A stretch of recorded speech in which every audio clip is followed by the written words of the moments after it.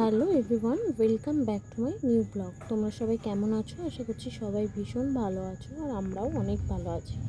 তো আজকে আমি বানাচ্ছি কলার থোড় দিয়ে বানাচ্ছি, পুঁই শাক দিয়ে, বেগুন দিয়ে, আলু দিয়ে, মাছের মাথা দিয়ে একটা ঘন্ট। তো তোমরা পুরো ভিডিওটা দেখতে থাকো। আমি পুরো রেসিপিটা তোমাদের সাথে শেয়ার করছি। প্রথমে আমি দেখো কড়াইতে রিফাইন্ড অয়েল দিয়ে আমি মাছের মাথাগুলোকে নুন হলুদ দিয়ে মাখিয়ে রেখেছিলাম। এরপর আমি ভেজে নিচ্ছি মাথাগুলো ভালো করে ভাজা হয়ে গেলে আমি এগুলোকে খুন্তি দিয়ে গুঁড়ো গুঁড়ো করে নেব, তাহলে ভালো হবে, তরকারিতে দিতে সুবিধা হয়। তো তোমরা পুরো ভিডিওটা দেখতে থাকো, আর এটা কারা কারা খেয়েছো আমাকে কমেন্টে জানাবে। আর যারা যারা খাওনি, এটা সহজ পদ্ধতিতে বাড়িতে বানিয়ে খেও, দেখবে দারুণ লাগে গরম ভাতে খেতে। তো পুরো ভিডিওটা তোমরা দেখতে থাকো, আমি পুরোটাই শেয়ার করছি তোমাদের সাথে। ভালো লাগলে লাইক কমেন্টস অ্যান্ড শেয়ার করে দেবে। আর যারা যারা আমার চ্যানেলটা নতুন দেখছো তারা একটু চ্যানেলটা সাবস্ক্রাইব করে দেবে। তো আবার কড়াইতে আমি দিয়ে দিলাম তেল, মাছের মাথাটা তুলে রেখে, আর এদিকে দিয়ে দিলাম পেঁয়াজ কুচি আর তেজপাতা। এগুলোকে ভেজে নেব। ভেজে নেওয়ার পরে আমি কী কী দিচ্ছি দেখো, আলু বেগুনটা কাটা রাখা ছিল, ওগুলো দিয়ে দিলাম, ভেজে নিচ্ছি। আর দিয়ে দিলাম চিড়ে রাখা কটা কাঁচা লঙ্কা। তোমরা তোমাদের পরিমাণ মতো ঝালটা দিয়ে দেবে।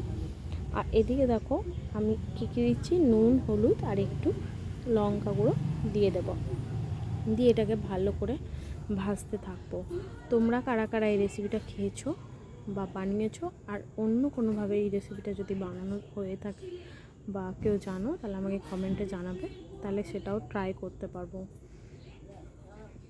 তো এটাকে ভালো করে ভেজে নিচ্ছি। ভাজতে ভাজতে দেখো আমি থোড়টাকে একটু সেদ্ধ করে রেখেছিলাম, তারপর আমি দিয়ে দিলাম থোড়টা এর মধ্যে।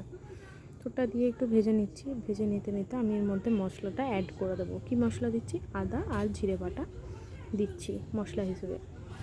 এটা দিয়ে দিলাম, দিয়ে ভালো করে ভেজে নিচ্ছি। আর কি দিচ্ছি দেখতে থাকো।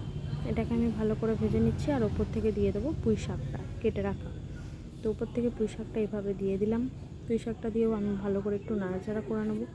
নাড়াচাড়ার পরে আমি কিন্তু ওপর থেকে মাছের মাথাগুলোকে দিয়ে দেবো। তোমরা চাইলে রান্না হয়ে যাওয়ার পরে ওপর থেকেও মাছের মাথাটা দিয়ে দিতে পারো, ওই হিসেবে করলে টেস্টটা অন্যরকম হবে। আর মাছের মাথাটা দিয়ে দিলে দেখবে টেস্টটা একটু আলাদা টাইপের হয়। তো মোটামুটি ঢাকাটা দিয়ে রাখার পরে দেখো সেদ্ধ হয়ে গেছে সমস্তটাই, তো ভালো হয়ে গেছে।